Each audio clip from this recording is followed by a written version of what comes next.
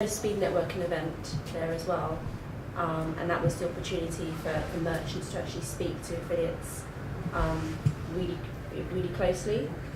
So I think a lot of the merchant affiliates that spoke together had maybe struggled to have that conversation with them face to face. That gave them the opportunity to speak to affiliates and also speak to other affiliates as well.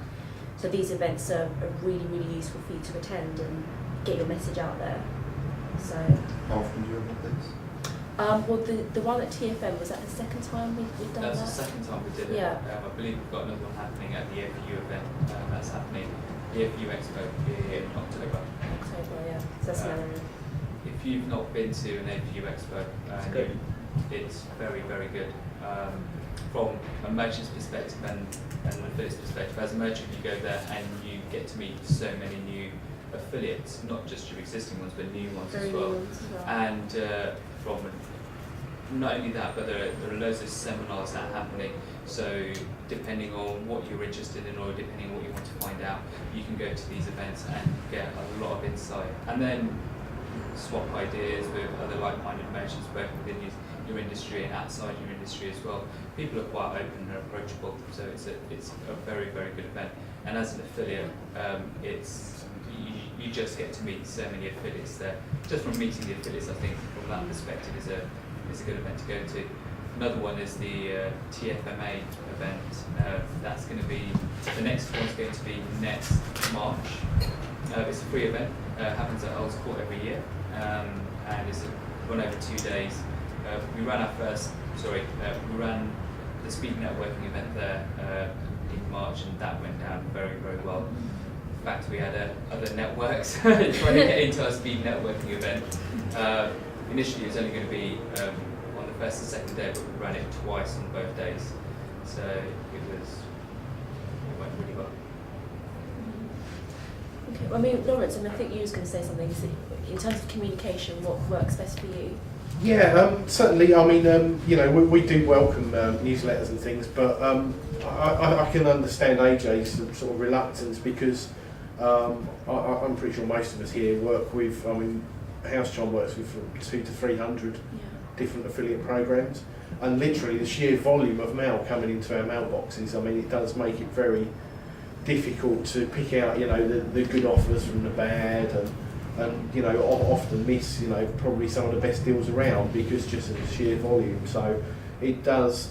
I think if you're dealing with an affiliate, maybe you only runs 1 or 2 programs, it is fine. But for people dealing with lots of programs, it does become more difficult to have a sort of personal relationship.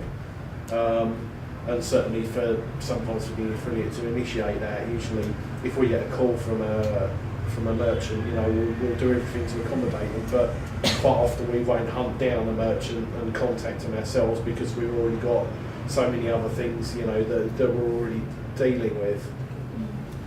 Yeah, I think email or just calling me and just if you want a certain promotion you want to run, or just understand your business as well, just understand your key promotion period, just because, and then I can then speak to we've got a content team, so I can speak to them about what are the hot products for the summer or the winter, and then I can maybe incorporate that in our sites, around our sites. Is it worth organising meetings for that? How convenient would that be? Not for me. No, me neither. But yeah, over the phone or email is fine. From our point of view, the more you can put in the feed, better quality images, any data about the products that are in there. I mean, some of the descriptions are shocking in the feeds. Just more you can put in there, and we'll select the bits that we want to take from it. That's the best way of communicating. Are there any key things which you would like to see in the feeds in addition to what's currently? Better images for a start, or with plants' botanical name. Our biggest sales are from people who put botanical names, not clay doesn't matter. When crocus put their botanical names in their feed, Went through the roof. because we could place the links in better place automatically. Oh, excellent. So is your site very contextual? It's all dynamic, and everything is done. We don't very only. It's all done algorithmically. So more that's in the thing in the feed, the better for us. Yeah, that's same. So how does I mean, you mentioned that you wanted to see the brand, you want to see the product's brand appear in the feed. Yeah. How does that help you guys? Users on our site can search, filter down by brand name. So, you can so you can do searches by brand. So it's important to have that brand name in there. What if they're not branded? So if they're plants, should we just put our own brand name in? That's a good point. I mean, if they're not, are you manufacturing them or? Yeah, we grow them. So they're just plants. So that we Suttons grow. is your- Blood plants. Suttons is our brand. So but stick that in there. Stick that in the brand feed. Yeah, put it in the brand feed. Yeah. So my just the question, how do you know if your product feed that's up there is any good? I mean, I didn't build the feed, someone else did it for us and you helped us get it set up. How do I know now? Just look at it. I'll usually moan to section. Full of lawrence. If you can't look at an entry in that and say that well, that's actually meaningful thing, then it's probably not a good feed. Look at your description. Yeah, but I think it looks okay. But from your point of view, how would I know if it isn't? You know, there's a big description there and an image. And I don't know. Well, you could, one way, the links that you put in the data feed is, are they being used? Are people actually using your data feed? You can, because these guys will tell you whether a sales comes via the data feed. I think most people are coming just through the homepage. They're not coming from any direct links, are they? I'll have to have a look. I can't remember off the top of my head. Yeah. Well, all our traffic that we send to people, except for the 4 or 5, we've got 4 or 5 links for you, which go, but will be to specific products. Twingo will be the same because they send up for a particular product, so we'll hit the landing page for that product.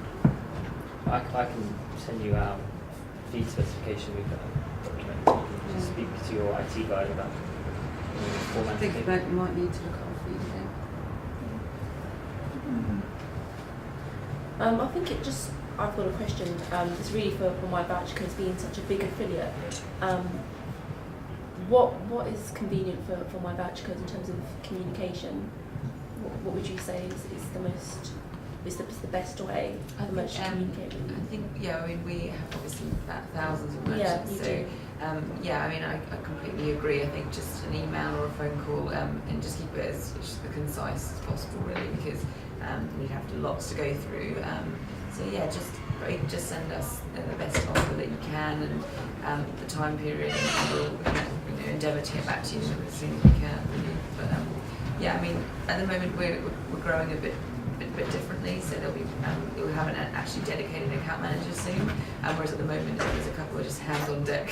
So you'll have a dedicated account manager, you'll know who to go to, and that should be coming into play in probably about 4 to 5 weeks' time. So you can contact that person direct, either by phone. We're also on MSN, I don't know if you have that. That's a really great way of just quickly messaging us saying, hey, I've got something for you, can you put it on the site? And we go, yes, of course. So MSN, phone call, or email. Has anyone else got anything else they want to share regarding the communication side of things? I think that really is a big question. Because I think anyone else? Just speak to us in the off season rather than I think that's the key, really. I think planning is a big thing, especially the off season. So we can get the affiliates know exactly what you guys are doing over the quiet season. Not just that, but just an idea to bounce ideas as well.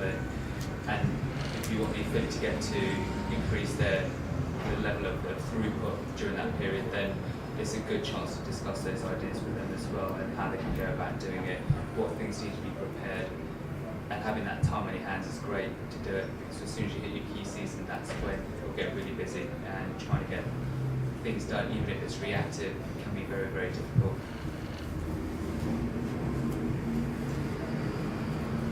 Cool. Where's Elizabeth gone? It got a bit too heavy for her.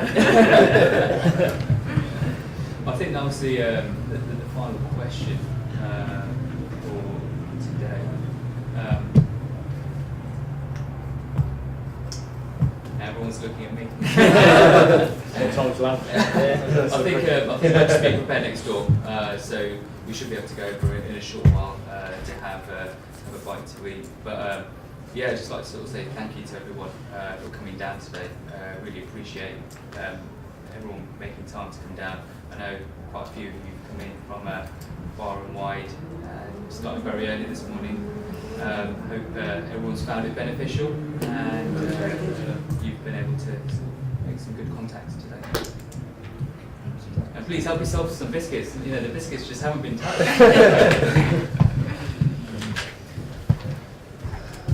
Okay. Well, I think the next room should be ready in about 5 minutes. So if anyone wants to have a drink here before we go into the next room and have some lunch and everything, that would be great. Or if anyone needs to use the toilet. Yeah, that's just straight ahead. So for the gents, it's the third door on the left. Straight ahead. Yeah. Biscuits for 2 or 3 on there. Tuck in.